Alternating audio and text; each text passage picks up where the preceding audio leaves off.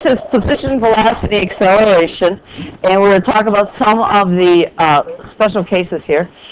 Now, I don't know if you want to write this down, it's up to you, but you should know most of this, and when I save it on the PDF, you can print out the first page, and there you have it. So I don't want you to waste your time writing something down unless it helps you. For some reason, it helps me to write it down. I'll let x be my position. Then the derivative of the position atom is the velocity. And the next derivative is the acceleration. Okay, so remember that? The velocity is dx dt. The acceleration is the second derivative. Remembering that? That's okay, right? You look tired too. Now, there are a couple things here we have to differentiate between. Distance versus displacement. If I walk to the main office and back, my displacement is 0. Because it's how far you've moved from where you started. My distance, however, as my feet will tell me, is not 0. So displacement is a vector and it has magnitude and direction. Distance is just magnitude. So the total distance you actually travel, that's what you mean by distance. Displacement could be negative or even 0. Okay? Velocity versus speed. There's a big difference here. Your velocity is a vector, so I have direction here. Speed is just how fast you're going. So if I'm going 20 miles per hour in reverse, my velocity is negative. But my speed is not negative. So if your velocity is negative, then you're moving left or you're moving down.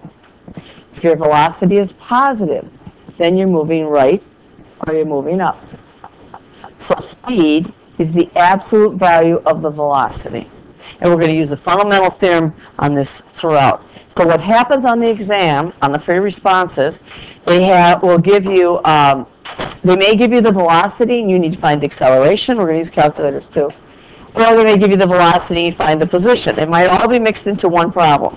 Read the problems carefully to make sure you answer the right question. Okay, acceleration, this is the one that bothers you. It's a vector. Acceleration is the direction of the force. So if I take my pen and I want to drop it, my acceleration due to gravity is negative. Okay, it's the force. If I throw the pen up in the air, I'm giving this a force, so velocity is positive, but my acceleration due to gravity is still negative. So you have to be careful with your acceleration vector. Some of you will say things are decelerating in math and science. That doesn't mean anything. So you have to be thinking of this as positive and negative. So the downwards to the left, if acceleration is positive, up or to the right. How do you know if a particle is speeding up or slowing down? Then you look at the acceleration and velocity. If they have the same signs, then we're speeding up. If they have different signs, opposite signs, they're slowing down. Now, one of the questions that kind of got me was on the multiple choice. And it said, where is the velocity increasing? And I'm thinking, oh, if the velocity is increasing, it's speeding up. But that's not true. Alexa? That's not true. This is speed. This is talking about velocity. That's a function, and it's a vector. How would you know if a velocity is increasing? Its derivative, which happens to be what? Acceleration, would be greater than 0. How can I get a velocity that is increasing, but it's slowing down? So let me give you an example. So here's your velocity. So you're at negative 20, which means I'm going backwards. And then you're at negative 10. Now I'll make these big jumps. Negative 5, negative 4, negative 3. Are these numbers increasing? Yeah. And eventually I want to get to 0 because that means I'm doing what? They're stopping. So the velocity is increasing, but I'm slowing down. Okay, I'm slowing down. So you have to be careful on the question. You have to be really careful about the words. If they're saying, is it speeding up, then you're going to use that information about the same signs. If they're talking about the velocity, the vector, then you're going to have to use your regular old calculus that you've been doing. Okay? It's very subtle, and it's gotten me. So, it's only speed if I'm speeding up, slowing down. That's all I care about. Okay, one other thing is I want to hit on the mean value theorem because we're going to see that today. We're also going to see the intermediate value theorem. And I want to connect, because I haven't done this yet, and I need to do it. The mean value theorem for derivatives. Well, that looks like this. If you have a function, do you remember this one? When does it apply? I'll be more thorough than I was the second hour. Andrew, when does that mean value theorem apply? What do I have to have? Continuous? And it doesn't have to be differentiable at the endpoints, so it's open on that one. Otherwise, the mean value theorem doesn't apply. And it's in these velocity problems. I don't remember which year, but it's there. Because they'll say, why does it apply or not? Let's call that A, call that B. And so if I use the mean value theorem, someplace in here there's a tangent line, an instantaneous rate of change that's equal to the slope of the secant line. Right? That's the mean value theorem for derivatives. Oh, let's put it this way. For derivatives, we have a mean value theorem for integrals. It's the average value, not average rate of change, but average value of a function. And I get those all mixed up as well. So mean value theorem for integrals. And all that says is if I integrate from a to b of f of x dx over b minus a, that's equal to the average value of the function. And they'll say, they might even say, use the mean value theorem. And you're going to say, well, which one? And you're going to have to figure that out. So here's how I figure it out. Let's go back into average velocity, because we're going to do velocity. Do you remember in the beginning of the year, if you were given the position T2 and the position at T1? Remember my Chicago trip, those of you who were with me? I said it takes 400 miles. It's 400 miles to get to Chicago. And if I travel for 8 hours, what's my average velocity? 50. And all that is a slope. So to find your average velocity, if you know your positions, it's S of T2 minus S of T1 over T2 minus T1. Okay, Luke? There's no calculus. It's just the slope. Okay, Jimmy? Any problems with that? That's how we started the year. But sometimes they don't give me that. Sometimes they give me the velocities. If they say my velocity is 50, and then it's 45, and then it's 55, that's 48, maybe then it's 42, Andrew. What would I do to find my average velocity if I gave you a whole bunch of velocities? Add them up and divide by okay, so I can find my average velocity using the other mean value theorem. It's the integrals of my velocities from T1 to T2. But there's something interesting about this. At least I think it's interesting. Slide this over a little bit. Come on, move. There we go. What is that? What is the antiderivative of v of t? It's the position, right? It's S, and by the fundamental theorem of calculus, it's S of T2 minus S of T1 over T2 minus T1. Anybody notice something interesting here? It's the same thing. One is the derivative version, one is the integral version. It depends on what you're given. Okay guys, listen up. If they want your average velocity and you're given your velocities, these words match, you integrate. Because you're going to add them all up and divide by how many you have, if you think about it. Okay, Artavan? What if they don't match? What if I have... So you're doing it wrong. No. What if I want the average velocity, but I'm given my position, then it's looking for an average rate of change.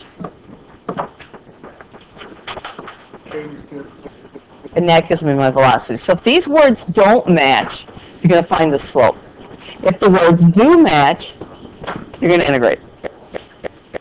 Because they're going to ask you that, and you have to figure it out. Which one is it?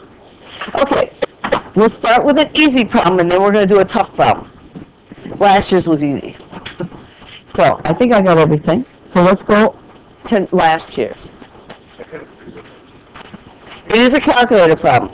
So you want to get your calculators out. I don't know if I have any in here, because all the calculators are being taken out for the exams. I have one here. And if anybody's brave, I have a CAS. What question is Of an Inspire. Oh, last year's. Oh, sure. You can borrow this one and you have. If you have an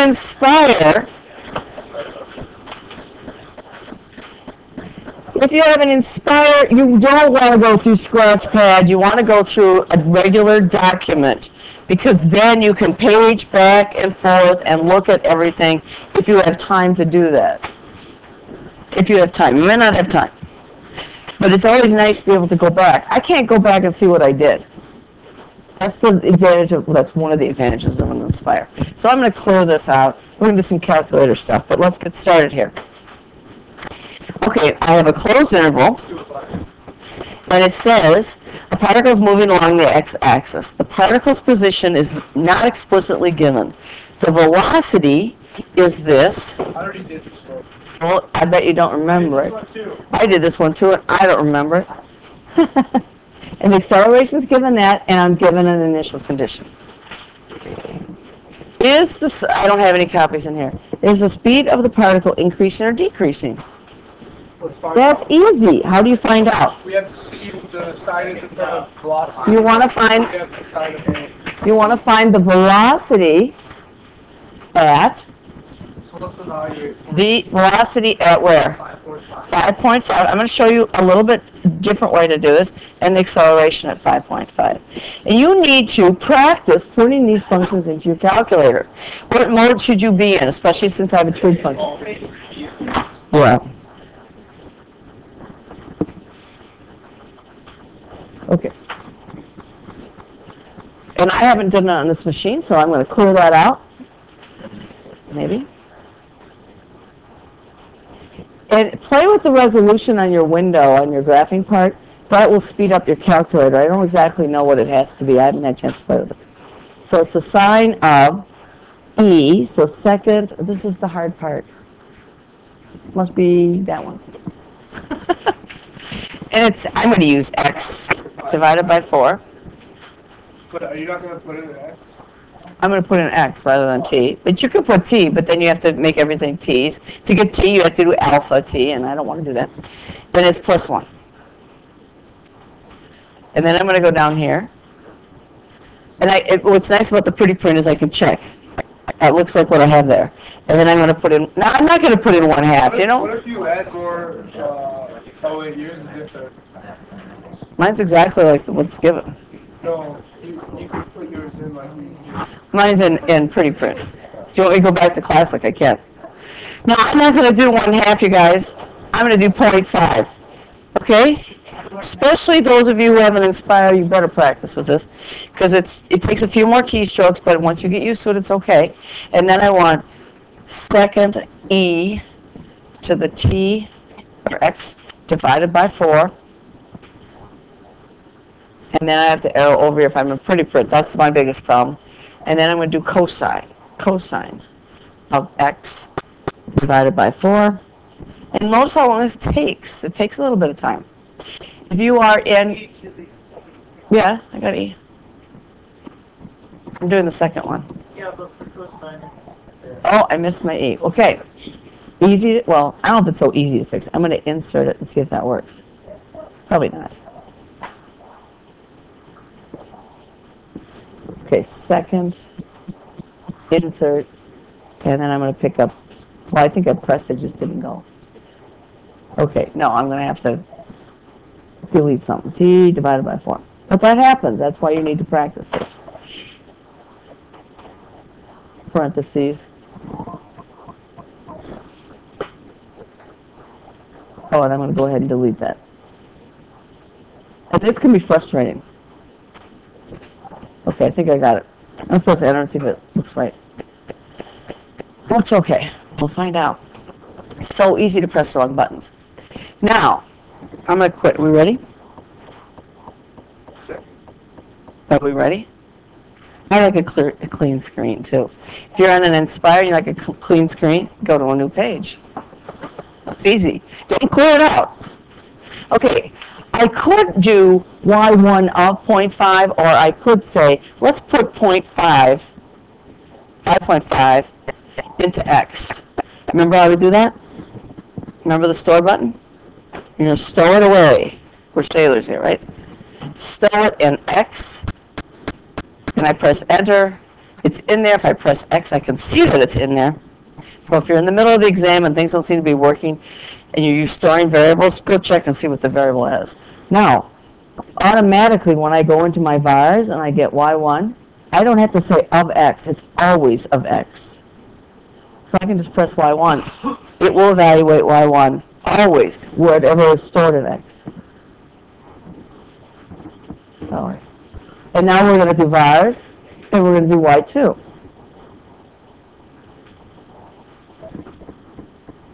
Now you could do of 5.5. You could. They're both negative. So since you need the numbers, you need to put the numbers down. And I think the safest thing is to put all the numbers down rather than just 3. That since both V and A are less than 0, same sign, I just want to make sure I've got all my bases covered here, then the particle is what? Speeding up.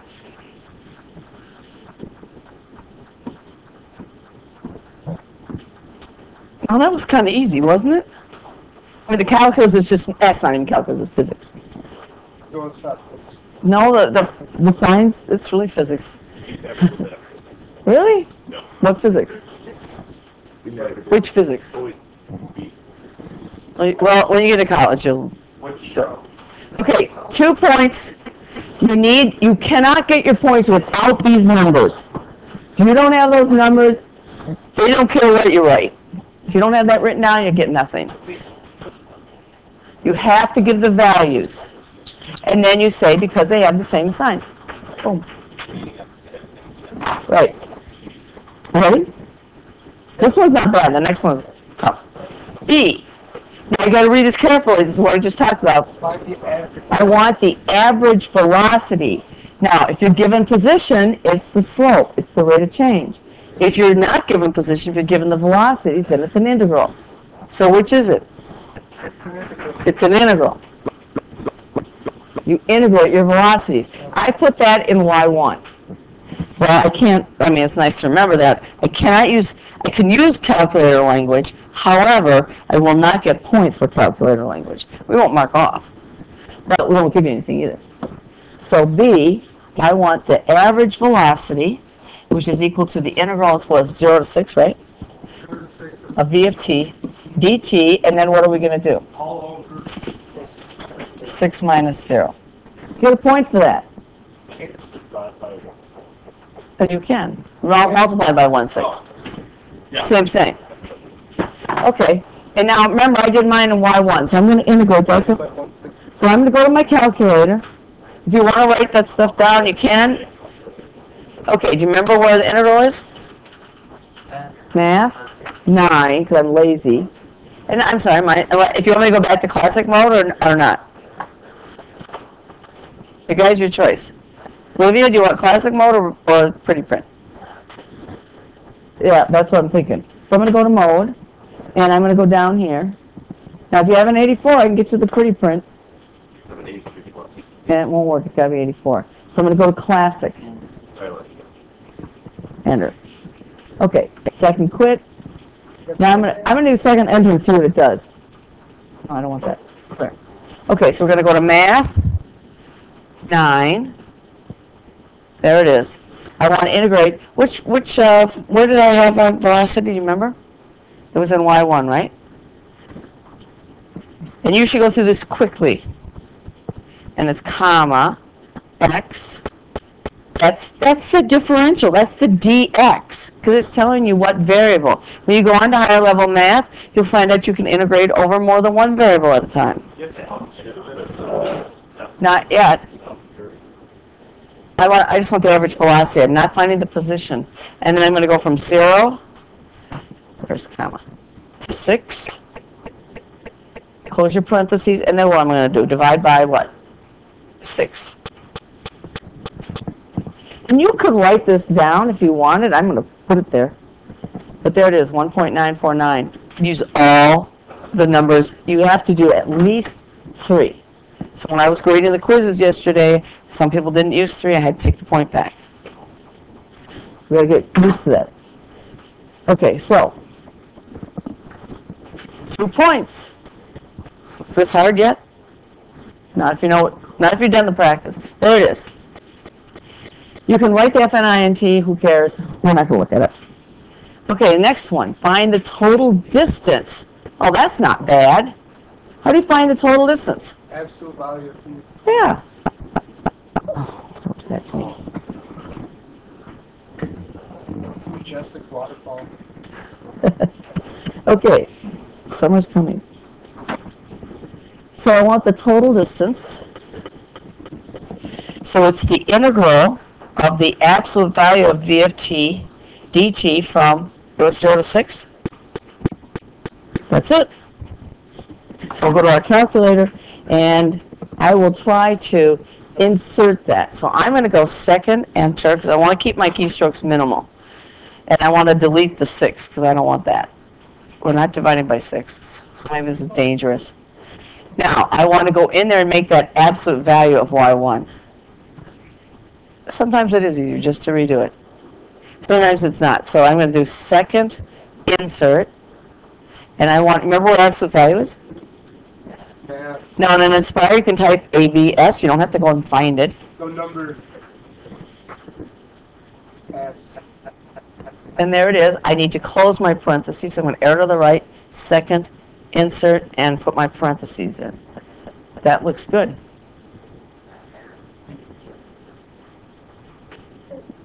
It's doing a Riemann sum. It's taking a whole bunch of rectangles, not an infinite number of them, but a whole bunch, and doing that. So I'll circle the answer, because there it is. What do you think? Another 2 points?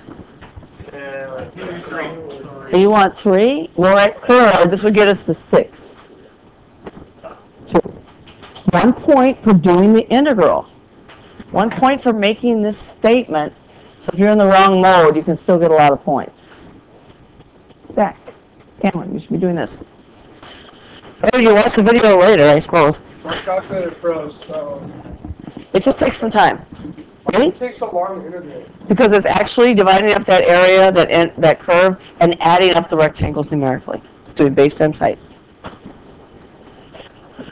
Okay, D is a little more complicated, but it's not too bad. The reason why it's more complicated is multi-step. So we got 6 points, and it really wasn't all that hard. They don't ask for units, you want to put in. Right. So before you turn your test in, if you get time, double check your units. Did they ask for units? And if they didn't, the last 2 years they have not asked for units, so I'm going to think they might this year. Okay. On the same interval, the particle changes direction exactly once. I want to find the position of the particle at that time. What do I have to find?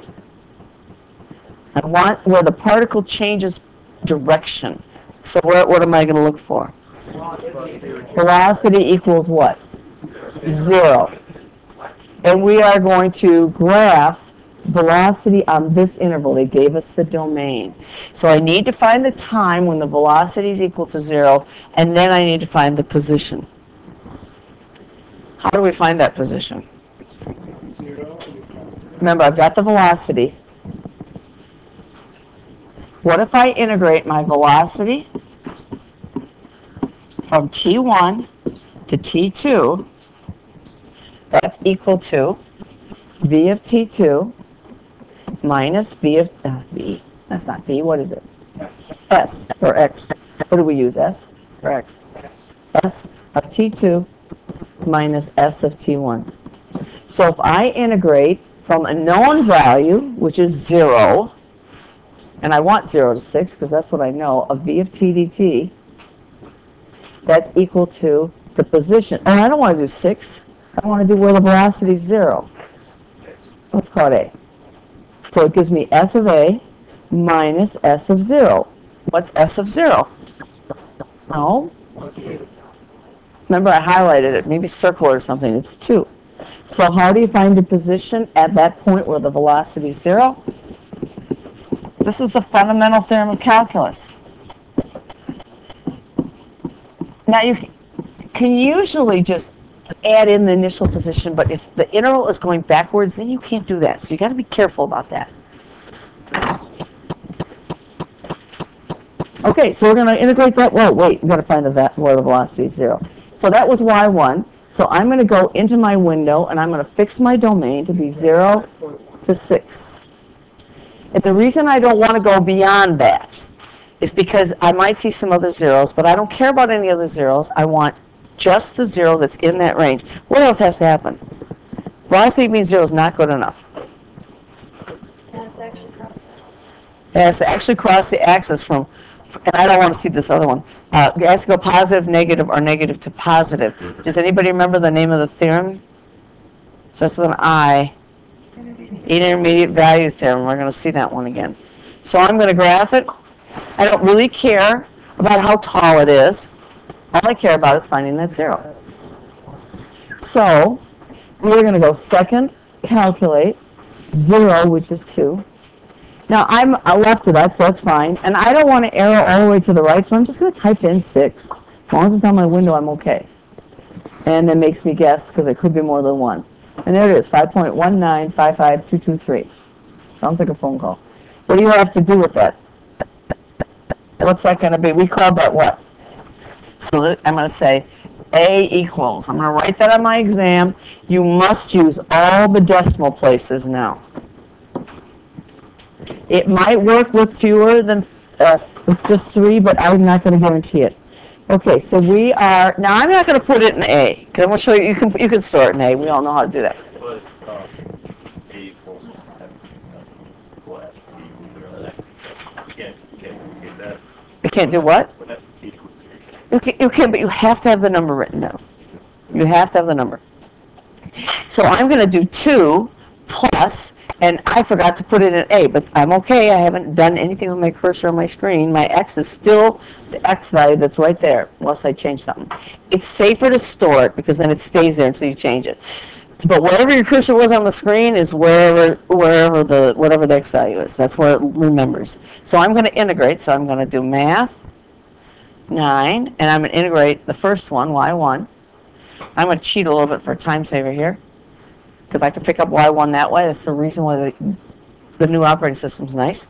Comma, x, comma, 0, comma, and you know what? I want it to integrate to this number. I'm going to put in x. It will take whatever's stored in x.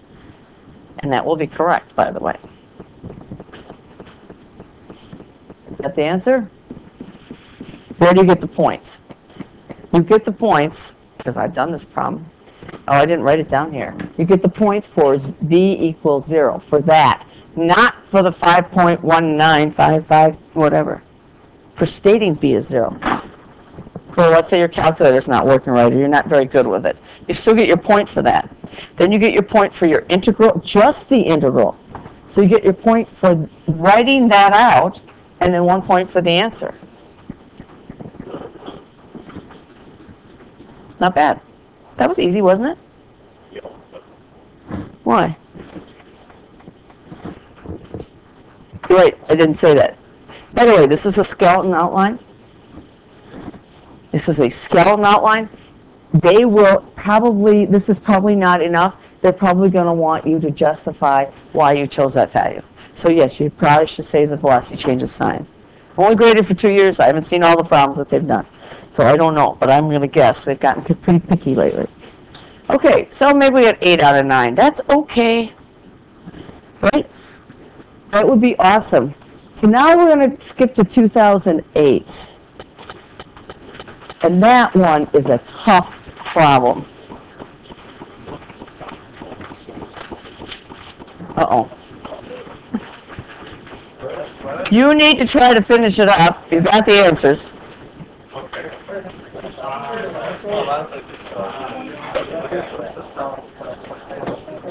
It's very different.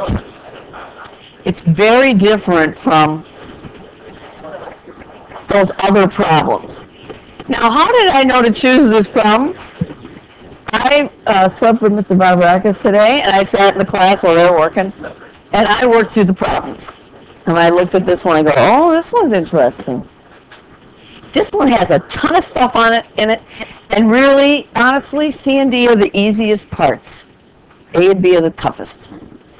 So I'm going to look at my picture, I'm going to make a note of what I see. I see a velocity, not a position. And usually that's what they're going to give you is a velocity, not the position. Particle moves along the x-axis so that its velocity is given by a differentiable function, okay? And it's on a closed interval, so if it's differentiable, it must be continuous. And it says the velocity is 0 at t equals 0, t equals 3, and t equals 5. They're just pointing out that these velocities are 0 so that you know it's not high. It's 3, not 3.14. And then it says we have horizontal tangents at t equals 1 and t equals 4. So I have horizontal tangents. What's true about the acceleration there? 0, right? The derivative 0. Same with this one. And then it says the areas of the regions bounded by the t-axis and the graph of my velocity on the intervals, well, 0 to 3, 3 to 5, 5 to 6, are 8, 3, and 2 respectively. Now that's the area. That is not the integral. This is 3, and then this one's 2. What is the integral from 0 to 3? It's not positive 8, it's negative 8. Remember, an integral is a signed area. Don't forget that. Those little things are things that you might want to just look over quickly the day before. And it's negative 2. Okay, it says find both the time and position of the particle when the particle is farthest to the left. And don't forget to justify your answer. Alexa, we need to be doing this. This is a tough problem. What are they asking if it's farthest to the left? Max or min? Min! Okay. So we want to, and I would write that down for myself. I want to find the minimum position. Now, where are my candidates? This is a closed interval and it's a continuous function. I'm going to do all the candidates. They didn't always do all the candidates, but I'm going to do every single one of them. Because I'm going to need one anyway. The candidates are what? The endpoints of my interval, so 0 and 6, and then where my velocity is 0. My derivative is 0, right? So if I do a table of values, I'm going to do it this way. We'll see why. So here's t, here's 0, here's 3, here's 5. Now, recent years, 5 isn't going to be a candidate, but in recent years they've asked for that. But we're going to find it anyway. And then I want to find the position. Now, we've been doing this for a while. What if I integrate my position, v of t dt, because you have to find the values of those now, from 0 to some a value. That's equal to my position, x of a, minus x of 0. So what is x of a? It's your starting value plus this integral from 0 to a of v dt. I think if you write it once, you'll be okay. You don't have to write it every single time. So what's x of 0? Well, x of 0 is equal to my starting value, which was, when t equals 0, the particle is at negative 2. Did you guys notice that? It's negative 2, and what's this integral from 0 to 0? 0. So that's negative 2. Okay, so you're going to have, what you're going to do is just take your starting value. So how about getting at 3? 3 is my starting value, which is negative 2, plus the area, the signed area, that is, between 0 and 3. What is that? We just did it. Negative 8. Which gives me what? Negative 10. How about 5? Because I'm going to need it later in the problem anyway, so I might as well just do it. Okay, so you're going to take everything you're at negative 10 at 3, and then what are you going to do? Add 3 to where we're going to be. Negative 10 plus 3 is negative 7. But honestly, I would write that step out there someplace because it's in the rubric. Whoops, wrong way. Okay, and then I need 6. So I'm going to start with, I'm at what? This was negative 7 here. This was at negative 10. This was at negative 2. And so I'm going to do negative 7, and then what am I going to do? Negative 7 minus 2, which is negative 9. Where's my absolute minimum? The minimum is this, right? That's farthest to the left. So t equals 3. Particle is farthest to the left. Man, that was just A. Right? That's just A. We got 5 minutes. Should we check? Now, they get really wordy. I don't like all that, but there it is. I like my little chart much better. Identifying 3 as a candidate. Now, lately, they'd say identifying 3 and 5 as a candidate, but 5 isn't going to be a candidate because it's a maximum value. Making sure you have that integral there and your conclusion. So that's 3 points. I believe I would get 3 points in this class, not the first time I did it. Now, be as fast. Okay, guys? Have a seat. We have 5 minutes. How many values of t is the particle at x equals negative 8? Here's where we're at. We're at negative 2, then we go to negative 10. And it's a continuous function, Adam. Did it go through negative 8? It's 2 degrees below 0, then it's 10. So there's one time. I don't know where, I just know what's happening. Then it goes from negative 10 to negative 7. There's another one. Then it goes from negative 7, I forgot to write that down, to negative 9. How many places? 3. How you write it, that's the tricky part. Look what they write. Okay, you recognize this intermediate value theorem, Andrew? What amount of time for the means? It just means it's always increasing. But I think the key words here is since the particle is moving continuously, and it goes from it actually starts at negative 2 and goes to negative 10. I mean, I'd write it out. It goes from negative 2 to negative 10, then it goes to negative 7, then it goes to negative 9. By the intermediate value theorem, it had to be 8 during those intervals. Adam, it's not appropriate.